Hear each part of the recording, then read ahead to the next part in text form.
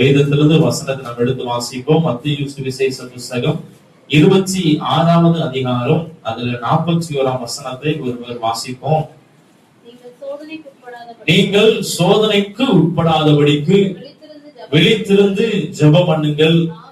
ஆவி உற்சாகம் உள்ளதுதான், மாம்சமோ பலவீனம் உள்ளது என்றார். கவனிங்க, ஆண்டவராக இயேசுவானவர் கெத்செமனே தோட்டத்துல ஜெபிப்பதற்கு கூட ஒரு 3 சீசர்கள் என்ன செய்கிறார், கூட்டி போகிற போது அங்க இருக்கிற சீசர்களுக்கு ஒரு வார்த்தையை சொல்லுகிறார். நீங்க என்ன பண்ணுங்க, விழித்திருந்து ஜெபம் பண்ணுங்கள்.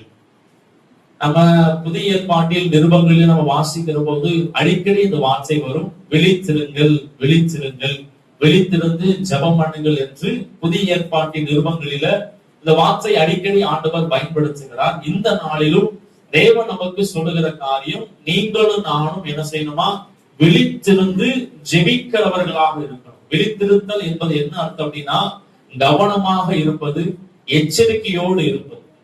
அப்ப நீங்களும் நானும் கவனமாக ஜெபிக்கிறவர்களா இருக்கணும், எச்சரிப்போடு ஜெபிக்கிறவர்களாக இருக்கணும், ஜாக்கிரதையோடு ஜெபிக்கிறவர்களாக இருக்க வேண்டும் என்று ஆண்டவர் சொல்லுகிறார். எதற்காக நம்ம கவனமாக எச்சரிக்கையோடு ஜெயிக்கணும் அப்படின்னா, வேதம் சொல்லுகிறது, நீங்கள் சோதனைக்கு உட்படாதபடிக்கு. இப்ப ஆண்டவர் சீசன் சொல்றாரு, எப்பா என்ன பண்ணுங்க, கவனமா நீங்க ஜெபம் பண்ணுங்க. கீழே வாசு பார்த்தீங்கன்னா அவங்க ஜெபம் பண்ணாம தூங்கிட்டு இருக்கிறாங்க. அதனால இயேசுவை பிடித்து போகிற போது அந்த இடத்துல ஒருவரால நிக்க முடியல. அந்த சோதனை அவர்கள் என்ன செய்ய முடியல, மேற்கொள்ள முடியல.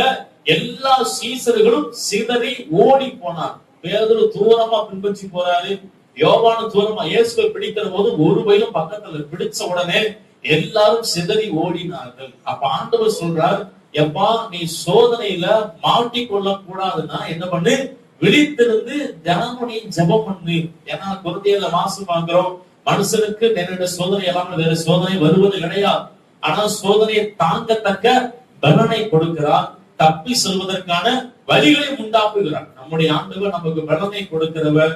நம்முடைய சரீர பலன் அல்ல, கர்த்தர் கொடுக்கிற பலன் அதை விட பெரியது. அப்ப நீங்களும் நானும் சோதனையில மாட்டி சிக்கி கொள்ளாதபடிக்கு ஒவ்வொரு நாளும் கவனமாக நாம ஜெபிப்பது ரொம்ப ரொம்ப நல்லது. வேதம் சொல்லுகிறது, நீங்கள் சோதனைக்கு உட்படாதபடிக்கு என்ன பண்ணுங்க, விழித்திருந்து ஜெபம் பண்ணுங்க. நீங்களும் நானும் என்ன செய்யணும், ஜெபத்துல ஒரு கவனம் இருக்கணும். எச்சரிக்கையோடு நம்ம ஜெபிக்கிற போது அநேக நன்மைகளை சுதந்திரிக்கலாம். இந்த நாளில ஒரு 3 காரியங்கள், நீங்களும் நானும் விழித்திருந்து ஜெபிக்கிறவர்களா இருந்தால் என்ன நன்மைகளை நம்மளால சுதந்திரிக்க முடியும். அப்படிப்பட்ட ஜெபத்தை நம்முடைய வாழ்க்கையில் வைத்துக் கொள்ளும். முதலாக எடுத்துக் கொள்ளுங்கள், 1 பேதுருக்கு எழுதின நிருபம் 5வது அதிகாரம் அதுல 8வது வசனத்தை 9வது வசனத்தை நம்ம வாசிப்போம். தெளிந்த புத்தி உள்ளவர்களா இருங்கள், விழித்திருங்கள், ஏனெனில் உங்கள் எதிராளியாகிய பிசாசானவன் கெச்சிக்கிற சிங்கம் போல எவனை விழுங்கலாம் என்று வகை தேடி சுற்றி திரிகிறான். விசுவாசத்தில் உறுதியா இருந்து அவனுக்கு எதிர்த்து நில்லுங்கள். கவனிங்க, நீங்களும் நானும் விழித்திருந்து ஜெபிக்கிறவர்களா இருந்தால் பிசாசுக்கு எதிர்த்து நிற்கலாம். பிசாசுக்கு எதிர்த்து நிற்கணும் அப்படின்னா ஒரு காரியம் நம்மகிட்ட வசனம் சொல்லுது, விசுவாசத்துல உறுதியா இருந்து நம்மளுக்கு என்ன பண்ணுங்க, எதிர்த்து நில்லுங்கள். ஒருபோதும் பிசாசுக்கு நாம் என்ன செய்யக்கூடாது, விலகி ஓடக்கூடாது. அப்படி நம்ம விலகி ஓடுவோமானால் அவன் நம்மளை துரத்திக்கிட்டே தான் வருவான். பிசாசு நம்மளை விட்டு விலகணும் அப்படின்னா நாம அவனுக்கு எதிர்த்து நிற்கணும். எதிர்த்து நிற்கணும்னா நமக்கு விசுவாசம் வேணும், விசுவாசத்துல உறுதி வேணும். அந்த விசுவாசத்துல உறுதி வேதம் சொல்லுகிறது, தெளிந்த புத்தியுள்ளவர்களா இருந்து என்ன பண்ணுங்க, விழித்து இருங்கள். அப்ப நம்ம விழித்திருந்து நாம ஜெபித்தால் பிசாசுக்கு எதிர்த்து நிற்கலாம்.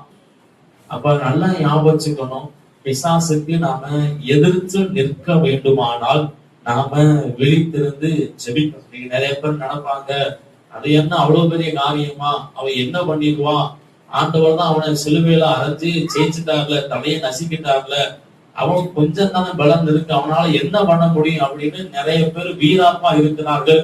வீராப்பா இருக்கிறவங்க தான் பிசாசுக்கு சீக்கிரமா மாட்டிக்கிடுவான். வசனம் சொல்லுகிறது, பிசாசுக்கு இடம் கொடாமல் இருக்கு. உதாரணமா நீங்களும் நானும் சாத்தானுடைய தந்திரங்களுக்கு ஜாக்கிரதையா இருக்கணும்.